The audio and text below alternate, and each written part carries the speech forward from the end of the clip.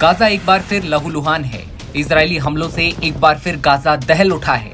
शुक्रवार को हुए इजरायली हवाई हमलों ने न सिर्फ इमारतों को ध्वस्त किया बल्कि कई मासूम जिंदगियों को भी हमेशा के लिए खामोश कर दिया। 25 से ज्यादा लोगों की मौत से हर तरफ मातम और चीख पुकार सुनाई दे रही है। गाजा पट्टी के दक्षिणी हिस्से खान यूनिस में अलग अलग 3 हमलों में 15 लोगों की मौत हुई। इनमें एक गर्भवती महिला और कई बच्चे शामिल हैं। इंडोनेशियन अस्पताल के चिकित्सा कर्मियों ने बताया कि मृतकों में शामिल 10 लोग जबालिया शरणार्थी शिविर से हैं।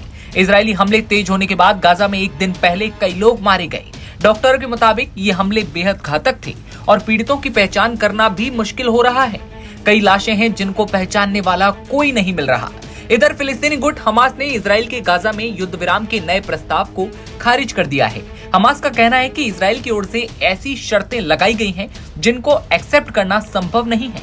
हमास ने कहा कि वो कभी भी ऐसे आंशिक समझौते को स्वीकार नहीं करेगा जो गाजा में युद्ध को समाप्त करने और गाजा से इजरायली आर्मी सैनिकों की पूर्ण वापसी की गारंटी नहीं देता। हमास के मुख्य वार्ताकार खलील अल हय्या ने इजरायली प्रधानमंत्री बेंजामिन नेतन्याहू पर गाजा युद्ध पर राजनीति करने का आरोप लगाया। गार्जियन की एक रिपोर्ट के मुताबिक खलील अल हय्या ने वीडियो जारी करते हुए कहा कि इजराइल ने एक ऐसा प्रस्ताव रखा जो गाजा युद्ध को खत्म करने की ओर नहीं ले जाता बल्कि ज्यादा उलझाता है। इजरायली सरकार ने अपने राजनीतिक एजेंडे के लिए कुछ आंशिक समझौते की पेशकश की है जिसे हम स्वीकार करने को तैयार नहीं हैं। हम चाहते हैं कि गाजा युद्ध पूरी तरह खत्म हो और इजरायली सैनिक यहां से वापस लौटें। जानकारी के लिए बता दें कि इजरायल ने पहली बार हमास के पूर्ण निरस्तीकरण की मांग युद्ध विराम के प्रस्ताव में की है। इस मांग को हमास ने सिरे से खारिज कर दिया। हया ने कहा कि इजरायल रेड लाइन पार कर रहा है, हथियार रखने से उनको वंचित नहीं किया जा सकता। उन्होंने कहा कि हमास एक व्यापक पैकेज पर सहमत होने के लिए तैयार है जो सभी बंधकों की रिहाई सुनिश्चित करता है और बदले में इजरायली जेलों में बंद फिलिस्तीनी कैदियों की तय संख्या से रिहा किया जाए। इधर यरूशलेम में अमेरिका के नए राजदूत माइक हकाबी ने पहली बार किसी सार्वजनिक कार्यक्रम में हिस्सा लिया, जबकि उसी समय गाजा की फिजाओं में बम और मिसाइलों की आवाजें गूंज रही थी। हकाबी ने कहा कि हमास की गिरफ्त में मौजूद शेष सभी बंधकों को वापस लाने के लिए हर कोशिश की जा रही है।